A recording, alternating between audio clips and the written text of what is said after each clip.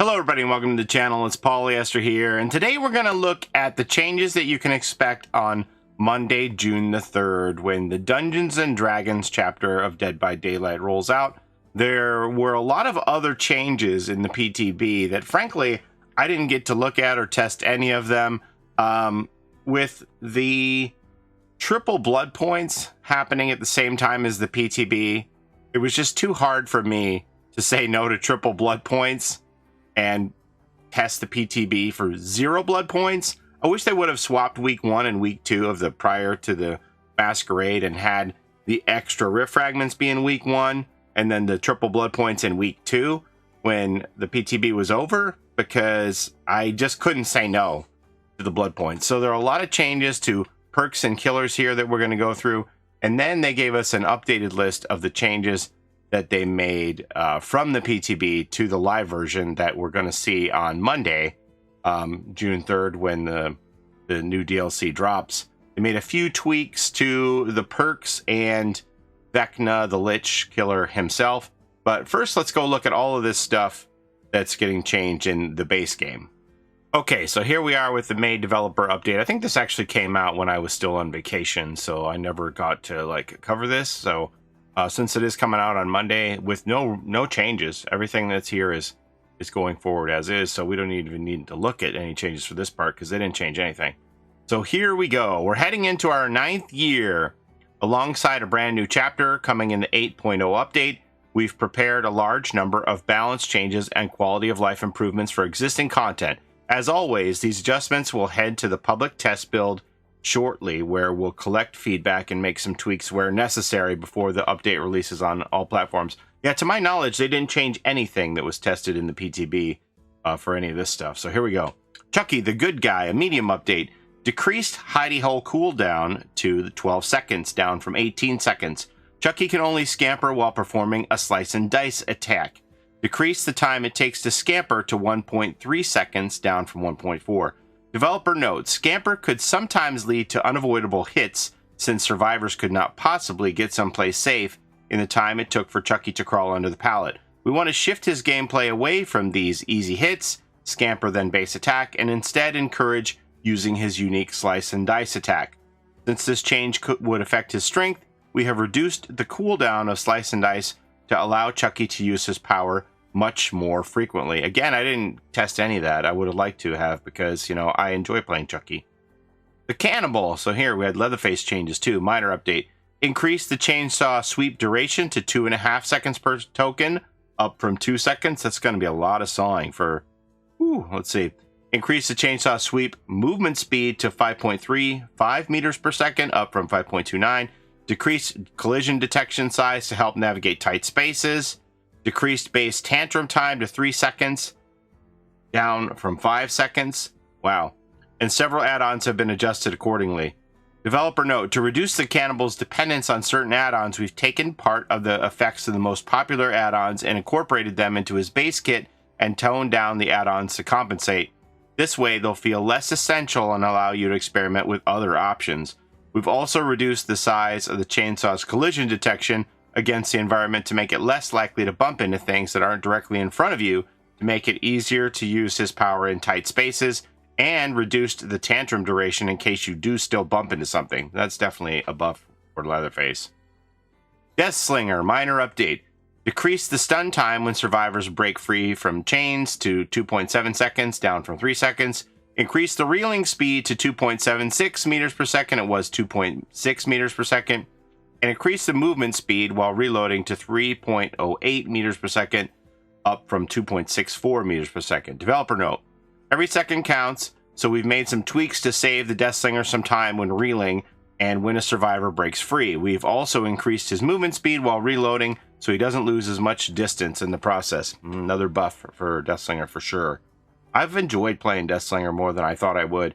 Ever since the Iron Maiden bit came out, Stranger in a Strange Land, and I've enjoyed playing Deathslinger, and this isn't going to change any of that. It's going to make it even more fun, I would say. The Mastermind, minor update.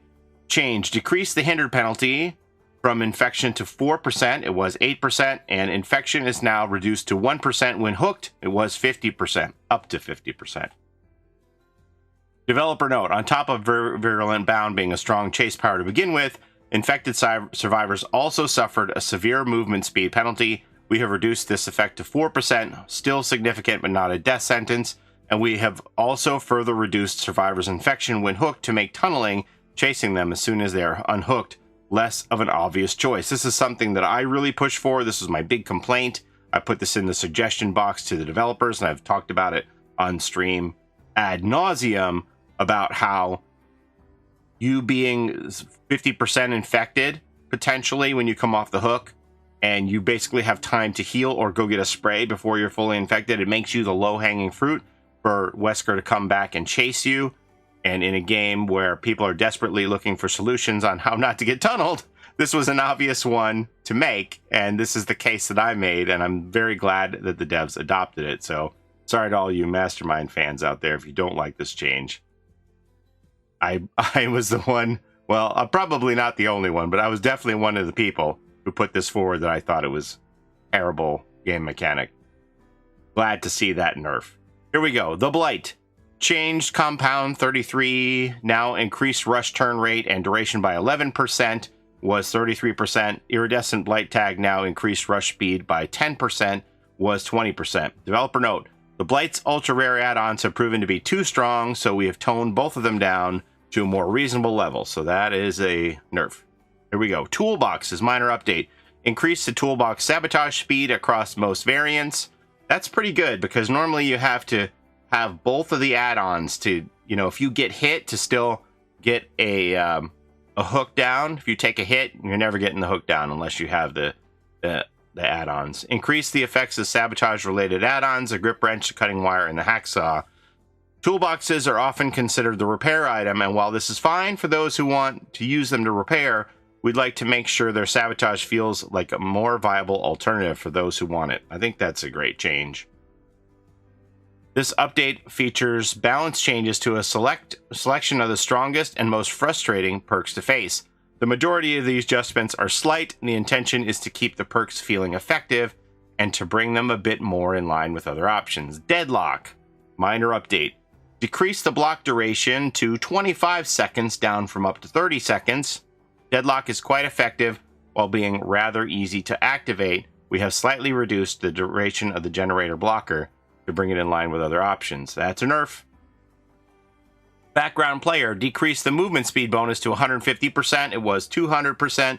Decreased the exhaustion duration to 20 seconds, down from 40 seconds. Background player's high movement speed allowed survivors to cross extreme distances to make a save, and there was no way for the killer to reasonably check that area, let alone defend against it. I agree. We have reduced the movement speed and instead reduced the exhausted duration to compensate. This will make it harder to get a save, but allow you to make attempts more often. Definitely a nerf. Will this kill the perk entirely? Remains to be seen. Grim Embrace. Decreased block duration to 10 seconds, down from 12 seconds. Grim Embrace has quickly risen both strength and popularity since it was last changed. Completely agree. We have similarly toned it down slightly to move it into a more balanced range while keeping it rewarding for killers who choose to switch targets. That's a nerf. Decisive Strike. Reduce the stun duration to 4 seconds, down from 5 seconds. Our last update increased the stun duration to 5 seconds. This was a little too effective, so we have fine-tuned the stun duration to 4 seconds instead. That's a nerf. Is it enough to kill the perk? I don't know. What do you all think? Let me know. Pop Goes the Weasel. Decreased regression effect to 20%, down from 30%. Pop Goes the Weasel has proven to be very strong, and the conditions to activate it aren't very difficult. To better reflect how often it comes into play, we have reduced the strength of its regression effect. That's a nerf. A lot of gen regression stuff's getting nerfed in this patch. Buckle Up. Removed. Buckle Up no longer provides endurance. Survivors healed from the dying state break into a sprint at 150% movement speed for up to 5 seconds. This does not cause exhaustion. Buckle Up could be problematic when paired for the people. That was what we would call the ambulance combo. My friend would come in, use For the People on me, and Buckle Up, and then they provided me with endurance. They had endurance, and then we both could absorb a hit. And the killer would have to wait 10 seconds before hitting either of us. Yeah, it was a problematic, but fun if you were using it as survivor combo. Yeah, it probably needed to be nerfed. Which allowed survivors to save each other before the killer can pick them up risk-free. Since there's a lot of competition between perks which grant survivor endurance from the dying state, we decided to replace the effect entirely to help it stand out. Now, Buckle Up will instead grant the healed survivor a speed boost, but not protect the rescuer from harm. Scourge Hook, Pain Resonance. That's a nerf, by the way. Another nerf here. Pain Resonance. Decreased regression effect to 20%, down from up to 25%. Pain Resonance finds itself in almost 40% of all loadouts and is one of the most effective perks in the game. We want to make this perk less of a clear choice for all builds, but keep it rewarding killers who choose to chase multiple survivors. A lot of gen regression took hits here. Invocation, Weaving Spiders. Decrease the invocation time to 1 minute instead of 2 minutes. We appreciate that. Invocation progress now regressed at a rate of 1 charge per second. It was 20 charges per second. Developer note, now that we've had some time to see the invocation mechanic play out, we're ready to make some adjustments to both the invocation process in preparation for future invocation perks. Not surprised that they're going to do future invocation perks. And Weaving Spiders itself. Invocations are meant to be a time commitment, but they took a little longer than we'd like. We have reduced them to 60 seconds to better fit the flow of a match. This can be further sped up by words are hard today. Cooperating with other survivors. We've also slowed the regression effect to give survivors a chance to return and save some of their progress after they are chased away. These changes will be consistent among future invocation perks. Okay, so they're saying, like, if you stop the invocation, it doesn't just, like, vanish almost instantly. It has a slow regression on the invocation, and you can come back to it. That's kind of cool. The Decimated Borgo. Reworked the lighting of the Shattered Square map. Okay, so they went with this blue hue instead of everything being red, and you can see that in the new map that comes with the Vecna Chapter 2. The red-tinted lighting in the Shattered Square could make it difficult to see scratch marks, auras, and pools of blood. Agree. Especially for colorblind players, we have completely changed the lighting on this map to address these concerns. Item previews. Reworked pop-up for items found within a trial. Oh yeah, they had to do this because of the the lengthy description for all the different Dungeons and Dragons things you get. I don't know how I feel about this. Like, especially for people with dyslexia and stuff like that, it's like, you know, it's a lot in here for the descriptor filling up the screen when you pull something out of a chest. I don't know. We'll see if we just get used to it by the symbol and memorize what they are or what. Existing pop-ups for items were minimal, showing only the item's icon and the remaining charges. This relied on players knowing all the details of such item, and with a growing number of killer-specific items, that's getting harder to do. When you approach an item, you'll now see a brief description of what the item does. It fills up a lot of the screen. I don't know what they're going to do with that. If they're going to keep it like that. All right, and then, yeah, okay. Mark your calendars. Yeah, that's already happened. Okay, so that's all of the stuff for the core game mechanics, not including the new chapter. Let's go check out the new chapter changes. Okay, so there's not too much here. It's mostly like, it's basically just Lich powers and the perks associated with this chapter that got changed. So let's go ahead and see what we got. The Lich reduced the spell cooldown to 38 seconds. It was 50 seconds, so that's the time when you can use the power. Decrease the charge time for spells to 0.2 seconds instead of a third of a second. Increase the movement speed while charging a spell to 4 meters per second, up from 3.68 meters per second. Balance adjustments for an assortment of add-ons. Increase blood points for some of the scoring events. We made some tweaks to improve the feel of using spells across the board and fine-tuned various add-ons and scoring events. Increase the duration of the fly spell to 4 seconds, up from 3.5 seconds. Increased friction at the end of the fly spell. The killer can now collide with survivors as the fly spell ends. Don't push me around. We have slightly increased the duration of the fly spell to allow the Lich to cover more ground and increase his friction with the ground at the end of the spell to prevent sliding and improve feel. I see. Cool. Reduced Flight of the Damned spawn time to half a second, down from 1 second. Increased Flight of the Damned projectile speed to 9 meters per second, up from 8 meters per second. And increased Flight of the Damned recovery movement speed to 3.68 meters per second. up from 2.3 meters per second. Flight of the Dam can be dodged by crouching, so they're keeping that in, huh? But its slow spawn speed and projectiles made it too easy to avoid. The Lich's slow movement speed afterwards also made missing an attack a very costly mistake. So we have reduced the speed penalty after casting. So I'm really surprised that they're keeping that crouching dodge in, because it makes it very weak. Increase the Dispelling Sphere duration to 25 seconds, up from 20 seconds. Increase Dispelling Sphere movement speed to 5.5 meters per second, up from 4.2. Increase the Dispelling Sphere recovery movement speed to 3.68, up from 2.3. We've made adjustments to allow Dispelling Sphere to travel further and faster before it disappears. Likewise, we have also reduced the speed penalty after casting to improve the feel. Decrease the mage's hands time to lift a pallet to 0.35 seconds, up from half a second, and increase the mage hand recovery movement speed to 3.68 meters per second, up from 2.3. The people said that this is Vecna's best spell. The high movement speed penalty made it difficult to follow up and get a hit. We have made this a little more forgiving. Interesting. Activating the effects of a Vecna item inflicts broken for 30 seconds.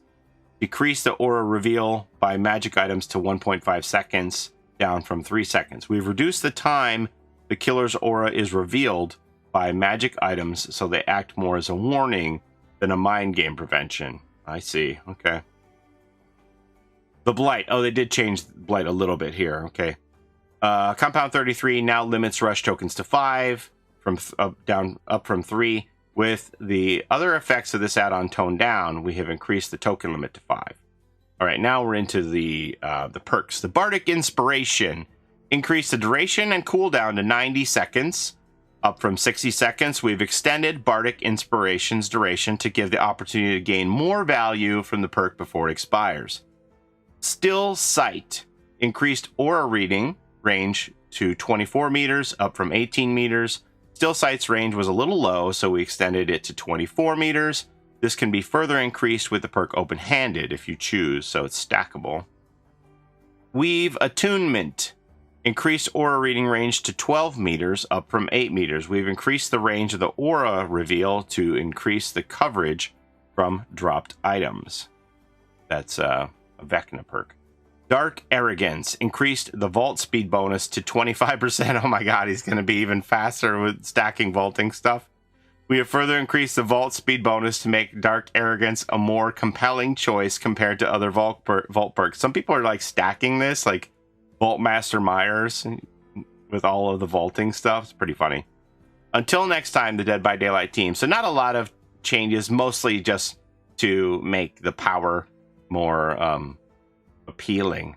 So anyway, that's all I have for you today. As always, thank you so very much for watching. I appreciate the time that you spend here with me on my channel. All these changes are going live Monday, June 3rd, and I'd love to see you there on my Twitch channel. I'll be giving away copies of that new DLC in a giveaway for people who are in attendance on my Twitch. So again, love to see you there.